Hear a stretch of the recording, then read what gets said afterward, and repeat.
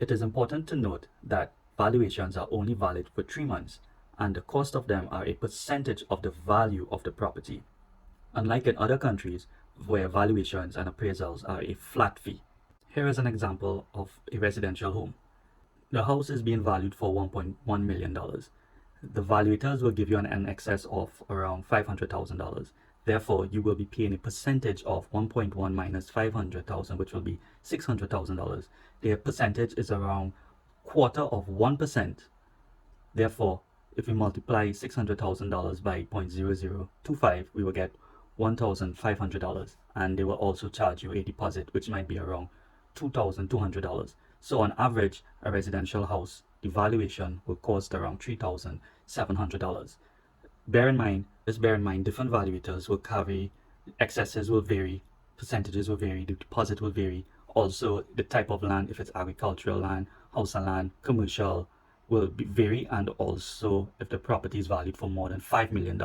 If you would like to get a list of valuators who are on the bank panel, you can always visit their website. Republic Bank has theirs listed on their website, as well as Citizens Bank. Another reason why the valuation is required will be to pay stamp duties. The buyer is required to pay stamp duties to the Board of Inland Revenue. This is also required to register your deed. And also the calculation of the stamp duty is based on the valuation figure and not on the sale figure. Please note that if two valuations are submitted to Board of Inland Revenue, the stamp duty is calculated on the higher figure. You might be asking yourself, well, how do I calculate my stamp duties? Please note that the government also have exemptions for first-time homeowners.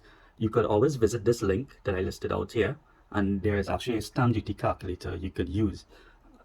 Type in that link you see there, or you could also type it into Google and use the calculator on the website. Now it's time for that age-old question. Who should do the valuation? Is it the seller or the buyer?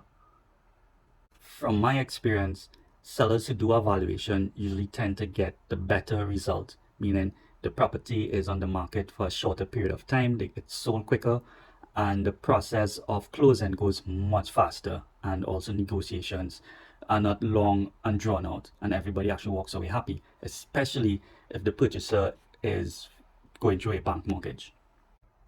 Most commonly for residential properties here in Trinidad, a market approach is used, and that approach follows the steps of data of recent transactions in your location and houses that may be similar to yours, and plus or minus adjustments. So for example, if the houses in your area were 4 bedrooms and they sold at a particular price, however your house is a 3 bedrooms home, they will adjust the price accordingly to those adjustments, whether it's more bedrooms, less bedrooms, the size of the land, how many cars could fit in your garage, and etc.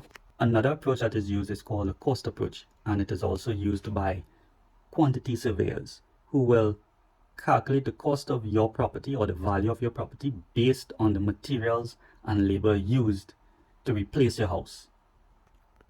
And the next approach that is commonly used for investment properties or commercial properties will be the income approach. And this is used to calculate the value of your property based on the income that the property generates. Income is usually the rental income on the property.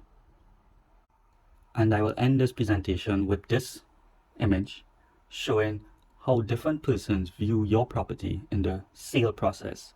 You may look at your house as a castle. However, the appraiser or the valuator might look at your house differently and value it at a lower price than you would expect. And however, the tax assessor or the taxman might look at this house as your castle. Many times persons feel a bit cheated that their house is valued less, but they have to pay a lot in taxes. And I would like to know what you think, if that is a fact or is that a perception. If you think this video was informative and helpful to you, please subscribe and share, and let me know in the comments what other topics that are giving you trouble, and I will do videos to explain the topics.